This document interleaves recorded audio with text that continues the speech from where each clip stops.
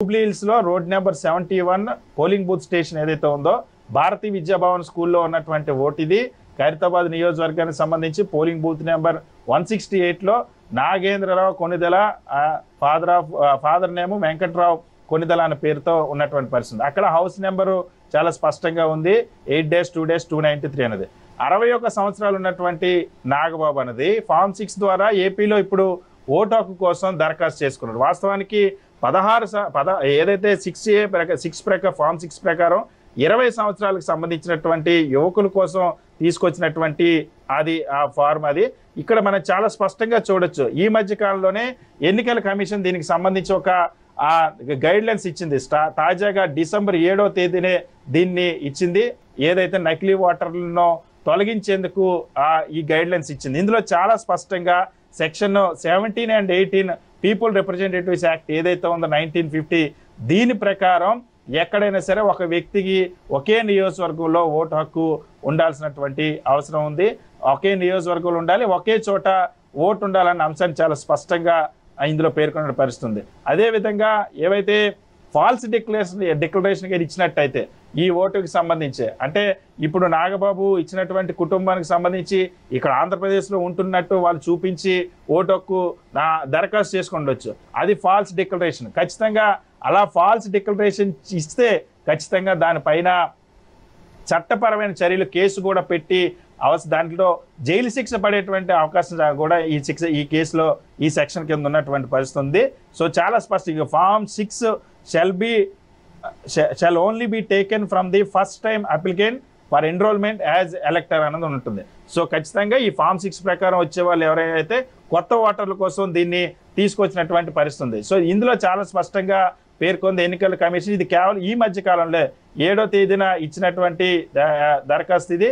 ఇందులో చాలా స్పష్టంగా ఉంది form 6 for fresh enrolment declaration has to be signed and given. ఇందులో చాలా స్పష్టంగా ఎవరైనా సరే ఆ డిక్లరేషన్లో తప్పుడు సమాచారం ఉంచినట్టయితే is liable to be punished under section 31 of the people representation act. So people representation act section 31 ప్రకారం శిక్ష కూడా అర్హత ఉంటుంది. సో చాలా స్పష్టంగా ఇప్పుడు నాగబాబు అడ్డంగా దొరికిపోయారు. ఇప్పుడు అక్కడ విచారణ జరిపినప్పుడు 2 అంశాలని చాలా స్పష్టంగా పేర్కొనేటువంటి అవకాశం ఉంటుంది. అందులో ఒకటి, ఈ కుటుంబం ఇక్కడ నివాసం ఉంటుందా లేదా అన్నది. ఎందుకంటే 20 సంవత్సరాలు పైబడినటువంటి ఎవరైనా సరే దరఖాస్తు చేసుకునేటప్పుడు ఆ కుటుంబం ఇక్కడ ఉంటుందా లేదా అన్న అంశాన్ని చాలా స్పష్టంగా విచారణ జరపాల్సి ఉంది. సో నాగబాబు కుటుంబం ఇక్కడ ఎక్కడా నివాసం ఉన్నటువంటి పరిస్థితి లేదు. ఏదైతే వాళ్ళు దరఖాస్తు చేశారో ఆ హౌస్ నెంబర్లో కూడా నాగబాబు కుటుంబం నివాసం ఉండటం లేదు. అదేవిధంగా ఫామ్ 8 ప్రకారం ఒకవేళ ఏదైనా షిఫ్టింగ్ అయితే, ఒకవేళ హైదరాబాద్ నుండి అక్కడి నుండి ఇక్కడ షిఫ్ట్ అయ్యేటప్పుడు అక్కడ ఓటుకు పూర్తిగా తొలగించుకొని ఇక్కడ షిఫ్ట్ అయినట్టయితే ఇక్కడ నివాసం ఉండాలి. ఖచ్చితంగా ఇక్కడ కుటుంబం మొత్తం నివాసం ఉండాలి. దాన్ని క్షేత్రస్థాయిలో ఉన్నటువంటి బిఆర్ఓలు కానీ ఏఆర్ఓలు కానీ వీళ్ళంతా ధృవీకరించిన తర్వాత మాత్రమే ఆ ఓటు హక్కు ఇచ్చేటువంటి అవకాశం. సో నిబంధనల ప్రకారం నాగబాబుకి అయితే ఇప్పుడు ఓటు హక్కు వచ్చేటువంటి అవకాశం లేదు. ఎందుకంటే చాలా స్పష్టంగా ఆ కుటుంబం ఇక్కడ నివాసం ఉండటం లేదు. ఆల్రెడీ తెలంగాణలో ఆయనకి సంబంధించినటువంటి ఓటు ఉంది. సో ఇదే తరహాలో దాదాపుగా 4,60,000 ఓటర్లని తెలుగుదేశం పార్టీ, జనసేన పార్టీలు ఇటువంటి తరహాలోనే ఈ కొత్తగా ఇప్పుడు జరుగుతున్నటువంటి ఓటర్ల జాబితా సవరణలో నమోదు చేయించినట్టు ఇప్పటికే వైఎస్ఆర్ కాంగ్రెస్ పార్టీ ఫిర్యాదు చేసింది. అదేవిధంగా ఏవైతే దాదాపు 16 లక్షలు హైదరాబాద్, తెలంగాణ ఉన్నటువంటి హైదరాబాద్ కానీ, తమిళనాడుకి సంబంధించినటువంటి చెన్నైలో కానీ, కర్ణాటకకి సంబంధించిన బెంగళూరులో కానీ ఉన్నటువంటి నివాసం ఉండేవారు. ఆ రాష్ట్రాల్లో ముందు ఎన్నికలు జరిగినప్పుడు అక్కడ ఓటు వేయడం, మళ్ళీ ఇక్కడికి ఓటు షిఫ్ట్ చేసుకుని ఈ తరహా ఏదైతే గ్యాంబ్లింగ్ అనేది జరుగుతుంది. సో దీనికి సంబంధించి కూడా 16 లక్షల ఓట్లు ఇటువంటివి ఉన్నాయి.